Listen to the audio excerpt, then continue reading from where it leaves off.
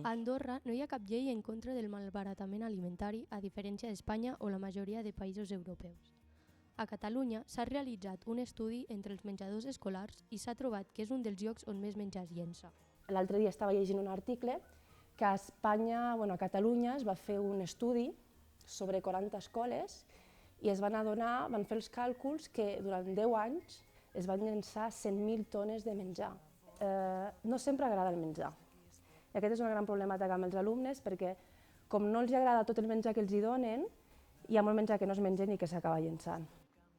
Si aquestes dades les passéssim a l'Escola Andorrana de Batxillerat de la Margineda amb uns 400 alumnes, voldria dir que el centre malbarata més de 8.000 quilograms de menjar a l'any.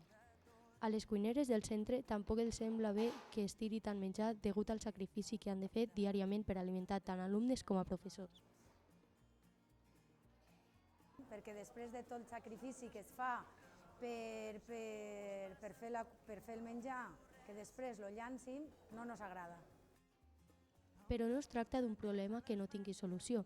Millorar l'organització dels menjadors o passar qüestionaris són algunes de les propostes de la Cristiana, una professora que s'està especialitzant en aquest àmbit. És que no s'organitzen els menjadors com es deurien organitzar. Una millor organització segurament permetria no malbaratar tants aliments. Passar també un qüestionari, potser en lloc de fer-ho setmanalment, mensualment, que es podrés emplenar durant l'hora de les tutories, en què els alumnes dirien els dies que dinen o no dinen aquí en funció del seu horari.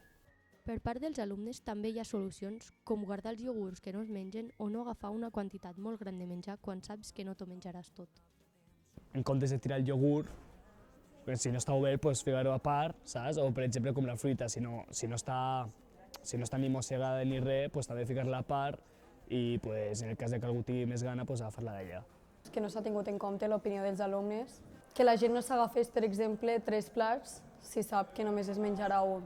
El fet de poder donar 2 opcions, per exemple, o pel primer plat o pel segon, i que en el moment en què es digui que si es dina aquí o no es dina aquí, també es pogués escollir, si dines, quin dels 2 plats vols. Menjar-s'ho tot, és que és el que hi ha. O sigui, és a dir, agafar el que tu sí o sí menjaràs.